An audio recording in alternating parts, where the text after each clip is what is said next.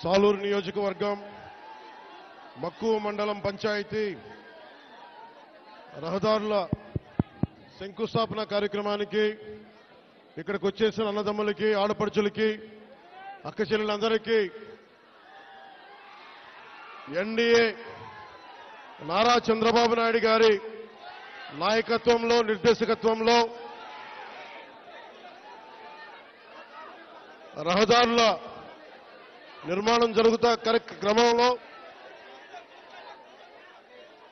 నరేంద్ర మోదీ గారు, ప్రధానమంత్రి శ్రీ నరేంద్ర మోదీ గారి కేంద్ర పథకాలతోటి, జాతీయ ఉపాధి హామీ పథకాలతోటి ఈ రోజున నేను ఇక్కడికి రావడం జరిగింది. మన బాగుజోల నుండి సిరివర వరకు 9 కిలోమీటర్ల రహదారిని 9.5 కోట్ల రూపాయలతో తారు రోడ్డుగా మారుస్తా ఉన్నాం.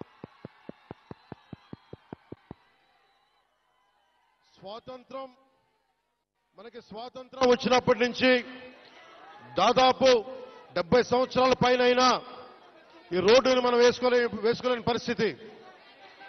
నేను మీ దృష్టికి ఈ రోజున నేను అన్ని వదిలి, ఇది మీకు 2000 మీరు కూర్చోవాలి బాబు, మీరు కూర్చోవాలి, మధ్యలో లేకుండా దయచేసి. ప్రెస్ అందరూ కూర్చోండి ప్లీజ్, ప్రెస్ అందరూ కూర్చోండి. 2017లో పోరాట యాత్ర అప్పుడు నేను అన్ని తిరిగి మన పాడేరు, అరకు, అన్ని గిరిజన ప్రాంతాల్లో తిరిగినప్పుడు నాకు 2 ప్రధానమైన సమస్యలు: 1 రోడ్లు, 2 తాగునీటి అవసరాలు, 3 యువతకి ఉపాధి అవకాశాలు. ఇంత సుందరమైన ప్రాంతం ఇది. దాదాపు 20కి పైగా జలపాతాలు ఉన్నాయి ఇక్కడ. మన విజయనగరం జిల్లా, పార్వతీపురం, ఇవన్నీ కూడా ఉమ్మడి విజయనగరం, కానీ ఈ జిల్లాలో అద్భుతమైన సౌందర్యం ఉంది. ఇక్కడ ప్రకృతి సౌందర్యం. ఇక్కడ టూరిజంను డెవలప్ చేయాలి. యువతకు కూడా నేను ఒకటే మాట ఇస్తున్నాను, ఇప్పటిదాకా ఎవరు కూడా ఆలోచించలేదు ఇక్కడికి రావాలని, రోడ్లు వేయాలని. కానీ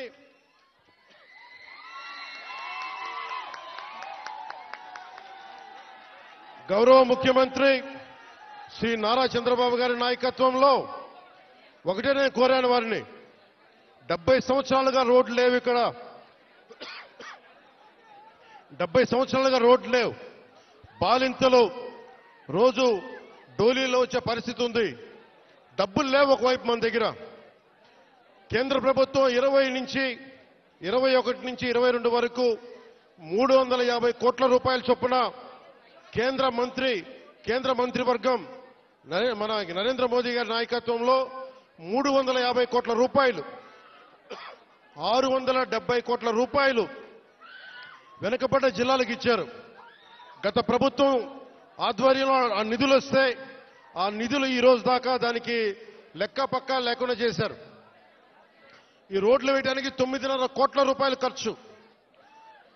మీ దగ్గరికి ఓట్లు అడిగిన వ్యక్తులు, నేను అన్యాయం అయిపోయిన చెప్పిన బిడ్డ, మీరు చూడండి, 5 సంవత్సరాల పాలనలో మీకు రోడ్లు వేయలేకపోయారు. కానీ మేము వచ్చి డబ్బులు లేకపోయినా మన వెనకబడ్డ జిల్లాల కోసం 700 కోట్ల రూపాయలు నిధులు ఇస్తే వాటిని ఖర్చు పెట్టలేదు, దారి మళ్లించేశారు. ఋషికొండ ప్యాలెస్ కి 500 కోట్ల రూపాయలు ఖర్చు పెట్టారు, కానీ ఇక్కడ 9 కోట్లతోటి రోడ్లు వేయలేకపోయారు.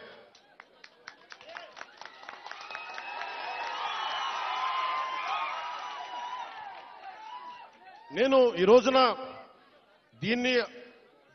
దీన్ని ఆధారం చేసుకుని ఒకటే చెప్తా ఉన్నాను. ముఖ్యంగా గిరిజన వర్గ ప్రజలందరికీ, మన్యం ప్రాంతంలో ఉండే ప్రజలందరికీ నేను మీకు నారా చంద్రబాబు నాయుడు గారి ఆధ్వర్యంలో నాయకత్వం నడుస్తున్న ఈ కూటమి ప్రభుత్వం తరపున మనకున్న మంత్రివర్గ సహచరులు కానీ, ఎమ్మెల్యేలు కానీ అందరి తరపున నేను మాటిస్తున్నాను. మీకోసం అహిర్నిశలో ఎండనక వాననక పనిచేయడానికి మేము సంసిద్ధంగా ఉన్నాం. ఇందాక కలెక్టర్ గారు నా దృష్టికి తీసుకొచ్చారు. ఇది పైకి మనం ఎంతవరకు వెళ్తాం ఆగుదామంటే ఒకటే మాట చెప్పాను కలెక్టర్ గారికి. 1 కిలోమీటర్ నడిస్తే కానీ సాధక బాధలు తెలియవు నాకు, కనీసం నేను నడవాలి నేను. అలాంటిది నలుగురు డోలీ పట్టుకొని ఒక గర్భిణీ స్త్రీని పట్టుకొని ఎంత ఇబ్బంది పడతారో బాధ నాకు తెలియాలంటే ముందు నేను నడవాలి, నేను నడుస్తాను దీనికని చెప్పాను.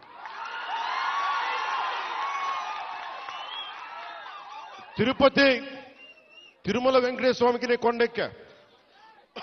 ఆయన్ని ఒకటే కోరుకున్నా, నన్ను కష్టాలు తీర్చమని, ప్రజల కష్టాలు తీర్చమని నేను ఆయన కోరి కొండెక్కాను. ఈ రోజున నేను మన కొండెక్కా, మన కష్టాలు తీర్చమని. నా పక్కనే ఉన్న పంచాయతీరాజ్ కమిషనర్ గారికి కూడా, అడిషనల్ జాయింట్ సెక్రటరీ వారికి కూడా ఒకటే చెప్పాను. నా పిఎస్ మసూదన్ గారికి కూడా ఒకటే చెప్పాను. మీరు ఈ రోడ్డు వేసే లోపు ముందు కనీసం ఈ రోడ్డుని రోడ్ రోలర్లు పెట్టి కొంచెం శుభ్రంగా నడిచేలా చేయమని కోరుకుంటున్నా. నేను అది ఆదేశించాను.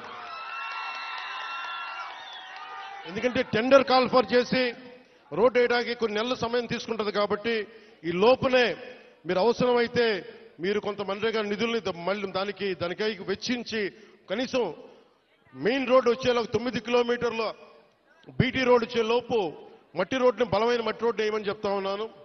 ఇది ఇంకా ఈరోజు తుఫాన్ అయితే ఉంది కానీ రోజు ఇప్పుడు శీతాకాలం కాబట్టి అందుకని రోడ్డు వేయమని మరి చెప్పాను. దాన్ని కూడా నేనే దగ్గరుండి ఉప ముఖ్యమంత్రి పేషి నుంచి నేనే దీన్ని పర్యవేక్షిస్తాను.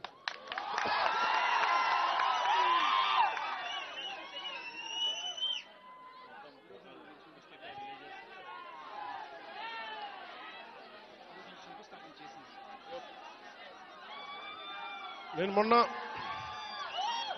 కొంచెం కూర్చోవాలి మీరు అందరూ అక్కడ. మొన్న ముఖ్యమంత్రి గారితో గౌరవ ముఖ్యమంత్రి ఒక్క నిమిషం గౌరవ ముఖ్యమంత్రి శ్రీ చంద్రబాబు నాయుడు గారి ఆఫీస్కి వెళ్ళి ఆయన పేషీకి వెళ్ళి ఒకటి తెలియజేశాను.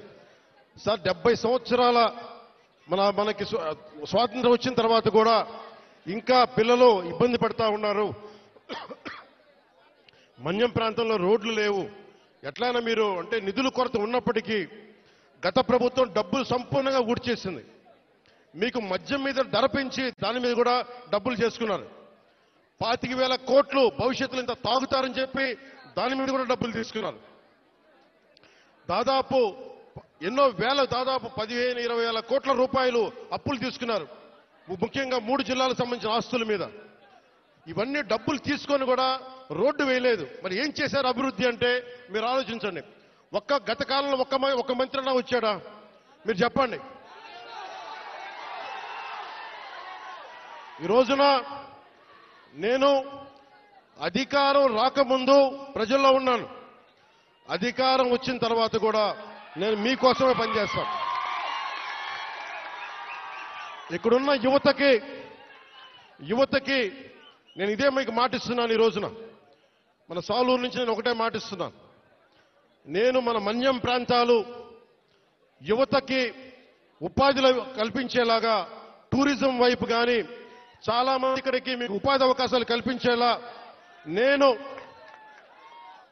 ఇక్కడున్న స్థానిక రాజకీయ నాయకులు, అన్ని పార్టీల రాజకీయ నాయకులతో పాటు మన గిరిజన వర్గ పెద్దలతోటి అందరితో మాట్లాడి ఒక బలమైన పరిష్కార మార్గం తీసుకుంటాం.